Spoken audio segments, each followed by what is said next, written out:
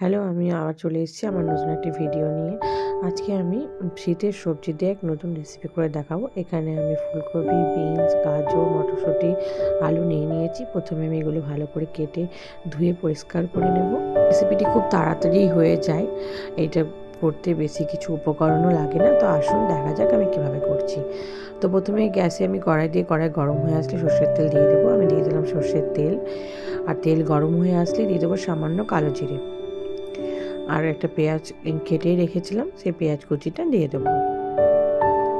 পেঁয়াজ কুচি আর কাঁচা লঙ্কা চেরা দিয়ে দেবো। তারপরে আমি কেটে রাখা সবজি দিয়ে দেবো।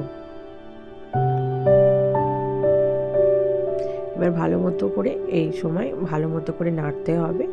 তারপরে আমি দিয়ে দেবো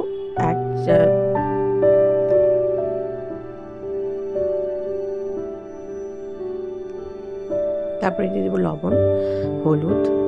এখানে আর বেশি কিছু লাগবে না, লবণ আর হলুদ দিয়ে পুরো রেসিপিটা আমার হয়ে যাবে। এবার আমাকে অল্প আছে আস্তে আস্তে এটা নাড়তে হবে।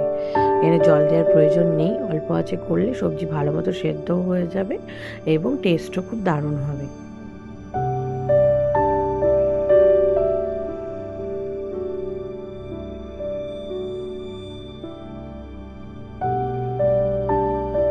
দেখুন আমাদের সবজি হয়ে গেছে আর কমেও এসছে।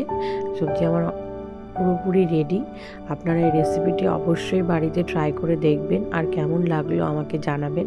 আর প্লিজ প্লিজ প্লিজ আমার চ্যানেলটি লাইক, শেয়ার অ্যান্ড সাবস্ক্রাইব করবেন। দেখুন কত সুন্দর হয়েছে এবং ঝরঝরা হয়েছে আর সেদ্ধও হয়েছে। এটাতে একটু পরিমাণ জলও লাগে না। থ্যাংক